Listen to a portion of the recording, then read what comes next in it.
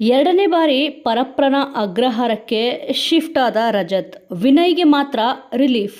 ಕಾರಣ ಏನು ಗೊತ್ತಾ? ಇನ್ನು ಇದು ಎಲ್ಲರಿಗೂ ಗೊತ್ತಿರುವ ಸಂಗತಿಯೇ. ಮಚ್ಚು ಹಿಡಿದು ರೀಲ್ಸ್ ಪ್ರಕರಣದಲ್ಲಿ ಬಿಗ್ ಬಾಸ್ ಸೀಸನ್ 11ರ ಸ್ಪರ್ಧಿ ರಜತ್ ಕಿಶನ್ ಅವರು ಎರಡನೇ ಬಾರಿ ಈಗ ಪರಪ್ಪನ ಅಗ್ರಹಾರ ಜೈಲಿಗೆ ಶಿಫ್ಟ್ ಆಗಿದ್ದಾರೆ. ಇವತ್ತ ವಿಚಾರಣೆಗೆ ಹಾಜರಾದ ರಜತ್ ಅವರನ್ನು ಬಸವೇಶ್ವರನಗರ ಪೊಲೀಸರು ಅರೆಸ್ಟ್ ಮಾಡಿ ಕೋರ್ಟ್ಗೆ ಹಾಜರುಪಡಿಸಿದ್ರು. ರೀಲ್ಸ್ನಲ್ಲಿ ಬಳಸಿದ್ದ ಮಚ್ಚು ಎಲ್ಲಿ ಹೋಯಿತು ಅನ್ನೋ ಸ್ಪಷ್ಟವಾದ ಮಾಹಿತಿ ಇನ್ನೂ ಕೂಡ ಪೊಲೀಸರಿಗೆ ಲಭ್ಯ ಆಗಿಲ್ಲ. ಹೀಗಾಗಿ ಅಸಲಿ ಮಚ್ಚಿನ ಸಂಬಂಧ ಪೊಲೀಸರ ತನಿಖೆ ಮುಂದುವರೆದಿದೆ. ಪೊಲೀಸರು ವಿಚಾರಣೆಗೆ ಹಾಜರಾಗುವಂತೆ ನೋಟಿಸ್ ನೀಡಿದ ಹಿನ್ನೆಲೆಯಲ್ಲಿ ರಜತ್ ಕಿಶನ್ ಅವರು ಇಂದು ಪೊಲೀಸ್ ಠಾಣೆಗೆ ಹಾಜರಾಗಿದ್ದರು. ಇನ್ನು ರೀಲ್ಸ್ ಕೇಸ್ನಲ್ಲಿ ಈಗಾಗಲೇ ರಜತ್ ಅವರು ಒಮ್ಮೆ ಅರೆಸ್ಟ್ ಆಗಿ ಪರಪ್ಪನ ಅಗ್ರಹಾರ ಜೈಲು ಸೇರಿದ್ದರು. ನಂತರ ಕೋರ್ಟ್ ಷರತ್ತಿನ ನಿಯಮದ ಮೇಲೆ ಜಾಮೀನು ಕೂಡ ನೀಡಿತ್ತು. ಜಾಮೀನಿನ ಷರತ್ತಿನಲ್ಲಿ ನ್ಯಾಯಾಲಯದ ಪ್ರತಿ ವಿಚಾರಣೆಗೆ ಹಾಜರುವಾಗುವಂತೆ ಷರತ್ತು ವಿಧಿಸಿತ್ತು. ಆದರೆ ರಜತ್ ಅವರು ನ್ಯಾಯಾಲಯಕ್ಕೆ ಹಾಜರಾಗಿರಲಿಲ್ಲ.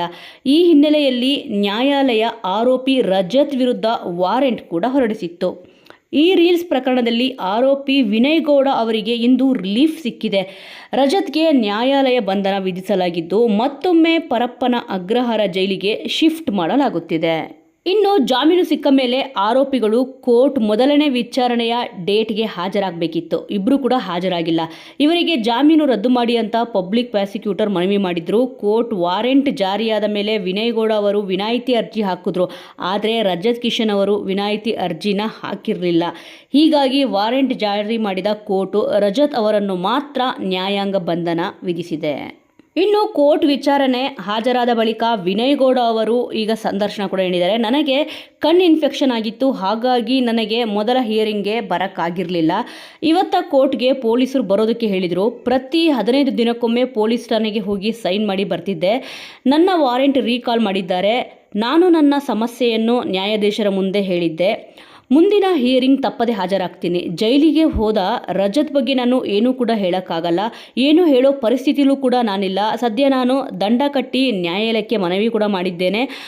ಮುಂದಿನೇನಿದೆ ಅದನ್ನೆಲ್ಲ ನನ್ನ ವಕೀಲರು ನೋಡ್ಕೊತಾರೆ ಅಂತ ವಿನಯ್ ಗೌಡ ಅವರು ಇಲ್ಲಿ ಹೇಳಿದ್ದಾರೆ. ಸದ್ಯ ಈಗ ವಿನಯ್ ಗೌಡ ಅವರಿಗೆ ರಿಲೀಫ್ ಸಿಕ್ಕಿದೆ. ಆದರೆ ಇಲ್ಲಿ ರಜತ್ ಅವರು ಜೈಲ್ ಪಾಲಾಗಿದ್ದಾರೆ. ಸೊ ವೀಕ್ಷಕರೇ, ಈ ಒಂದು ವಿಚಾರದ ಬಗ್ಗೆ ನಿಮಗೆ ಏನನ್ಸುತ್ತೆ ಅನ್ನೋದನ್ನು ಮಿಸ್ ಮಾಡದೆ ಕಮೆಂಟ್ ಮೂಲಕ ತಿಳಿಸಿ. ಮುಂದಿನ ವಿಡಿಯೋದೊಂದಿಗೆ ಮತ್ತೆ ಸಿಗೋಣ.